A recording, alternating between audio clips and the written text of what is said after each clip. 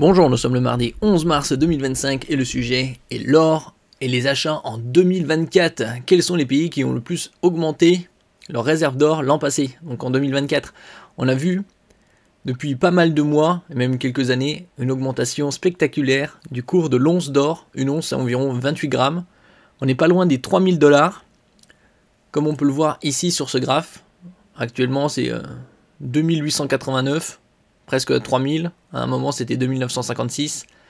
Il y a un an, c'était 2146, donc quasi 50% d'augmentation en une année. Sur 5 ans, c'est 100%.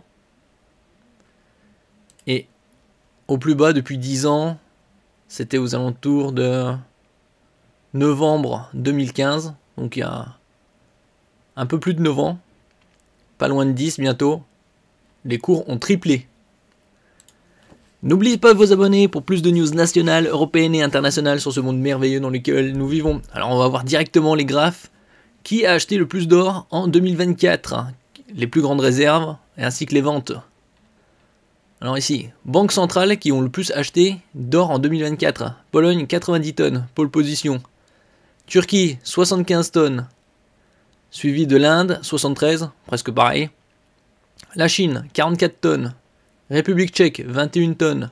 Presque pareil pour l'Irak, 20 tonnes. Hongrie, 16 tonnes. Ouzbékistan, à égalité avec le Ghana, 11 tonnes. Qatar, 10 tonnes. Là, on passe à ceux qui ont le plus vendu d'or en 2024. Alors, les Philippines, 29,4 tonnes. Singapour, 11,08. Kazakhstan, 10,18. Thaïlande, 9,64. Donc, les 4 premiers, c'est l'Asie. Après, c'est l'Allemagne, 1,12 tonnes, Mongolie 0,58, Suriname, Amérique du Sud 0,25, Biélorussie 0,14,